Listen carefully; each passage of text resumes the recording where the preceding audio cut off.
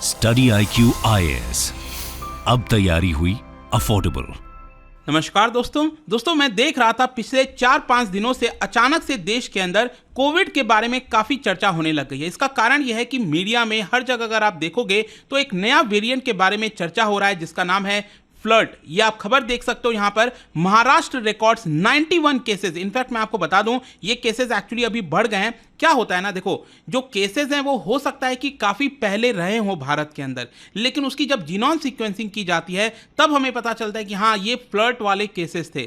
तो ये आप देख पाओगे यहाँ पर द न्यू कोविड सब वेरिएंट फ्लर्ट। तो इसके बारे में हम थोड़ा सा डिटेल से चर्चा करेंगे और खासकर हम समझने की कोशिश करेंगे कि ये कितना डेंजरस है, क्या आपको इससे चिंता होनी चाहिए, नहीं होनी चाहिए, प्रिकॉशंस क्या हो सकता है, काफ़ी कुछ जानने को है। चलिए आगे बढ़ते हैं, लेकिन उससे पहले मैं आपको एक और चीज़ बता दूं, आज आखिरी डेट है हमारे समर सेल का, जिसके तहत अगर आप कोई भी बैच लेते हो यूपीएससी का, जैसे हमारा जीएस फाउंडेशन का बैच नया वाला 20 मई से स्टार्ट हो रहा है, लेकिन अगर आप ये एडमिशन ले लेते हैं रात 12 बजे तक तो आपको मैक्सिमम जो डिस्काउंट है, एक्स्ट्रा डिस्काउंट, वो मिल जाएगा। इसको अवेल करने के लिए हमारे वेबसाइट ऐप पर जाइए या फिर कमेंट सेक्शन में लिंक है और यूज करिए कोड अंकित लाइव। ये कोड इस्तेमाल करके आप मैक्सिमम जो डिस्काउंट है वो ले पाएंगे। और इसके अलावा अगर आप एमसीक्यूज अटेम्प्ट करना चाहते हैं तो मेरे इंस्टा पेज पर जाइए, वहां पर स्टोरीज में जितने भी एमसीक्यूज हैं उसको भी आप अटेम्प्ट कर सकते हैं।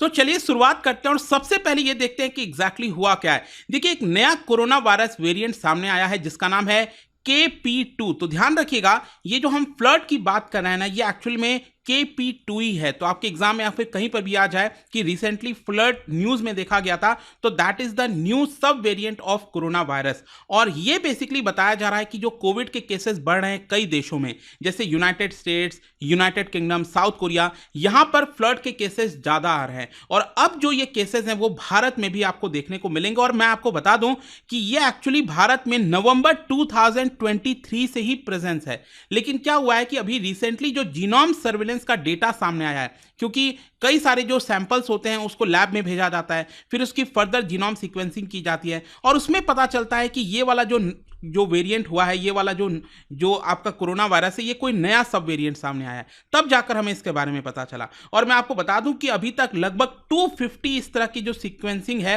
वो अभी तक की जा चुकी है। मतलब कि ये कंफर्म है कि भारत में 250 केस तो हैं ही है, लेकिन जैसा मैंने बताया कि इससे कहीं ज्यादा केस आपको भारत में देखने को मिल सकते हैं। खैर अब क्वेश्चन ये है कि आखिरकार ये KP2 या फिर फ्लर्ट ये है क्या।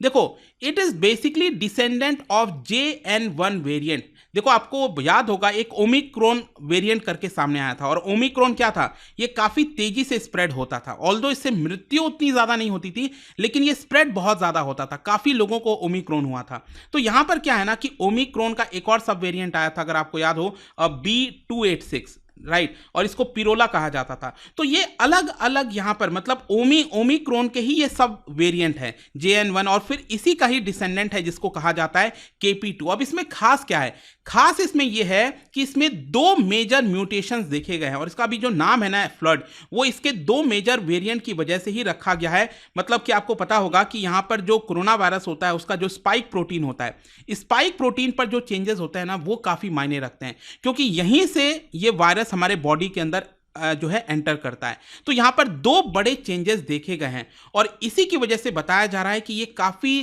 तेजी से हमारे शरीर के अंदर एंटर कर सकता है। मतलब ये जो वायरस है वो हमारे पास जो ऑलरेडी एंटीबॉडीज हैं, हमारे पास जो इम्यूनिटी है, उसको हटाकर बॉडी में एंटर कर जाएगा, जिसकी वजह से हमें कोरोना वायरस हो सकता है। अब ये जो जीनोमिक डेटा सामने आया है उससे हमें क्या पता चला है। देखो अभी तक जैसा मैं आपको बोल रहा था कि 250 के आसपास जो केसेस हैं वो भारत में कंफर्म किए गए हैं, जिसमें से 128 केसेस महाराष्ट्र अकेले से हैं।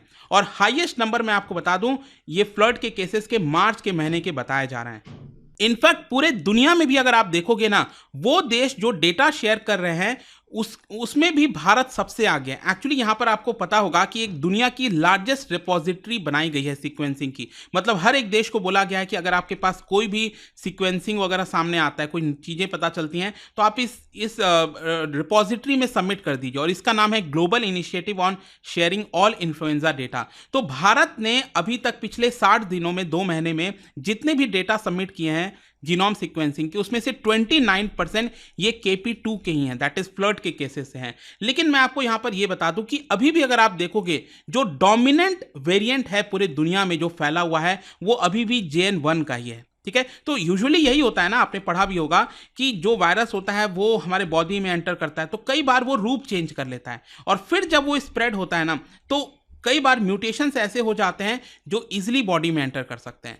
वैसे तो म्यूटेशंस होते रहते हैं, लगातार आपको म्यूटेशंस देखने को मिलेंगे, लेकिन जब वो इसमें मेजर चेंजेस होता है और जब वो इंपैक्ट करने लगता है हमें, तब वो थोड़ा सा खतरनाक हो जाता है। तो वही चीज़ यहाँ पर हुआ है। मैं आपको ये भी बता दूं कि 14 मई तक भारत के अंदर टोटल 679 एक्टिव केसेस मौजूद थे, और दिल्ली में एक्चुअली एक डेथ भी बताया गया है इस पर्टिकुलर डिजीज की वजह से। एक सिंगल डेथ हुआ है अभी तक।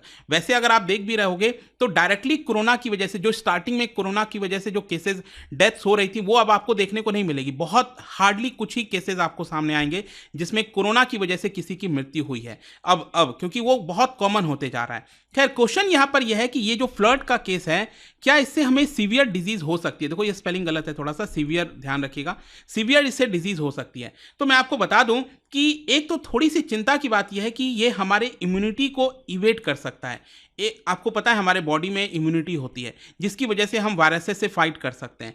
तो जो हमने वैक्सीन अभी तक लिया है और जो पहले हमें कोविड हो चुका है, इसकी वजह से हमारे बॉडी में इम्यूनिटी आ गई है। लेकिन ये जो फ्लड है वो इस इम्यूनिटी को क्रॉस कर देता है, और इसीलिए एक्सपर्ट्स का कहना है कि हमें इसे थोड़ा सा क्लोजली मॉनिटर करना चाहिए कि आगे चलकर इसका परिणाम क्या होता है। लेकिन साथ ही साथ मैं आपको यह बता दूं कि इससे हमें अभी कोई पैनिक होने की जरूरत नहीं है, कोई बहुत ज्यादा चिंता करने की जरूरत नहीं है, क्योंकि अभी तक ऐसा कुछ नहीं देखा गया है कि फ्लड की वजह से लोगों की मृत्यु हुई हो या फिर कुछ मेजर चिंताएं हो। In fact US centre for disease control and prevention, उनकी तरफ से भी बोला गया कि अभी कोई बहुत ज़्यादा चिंता की जरूरत नहीं है। लेकिन हाँ, यहाँ पर एक चीज़ यह है कि इससे केसेस कई सारे अचानक से अब सामने आ सकते हैं।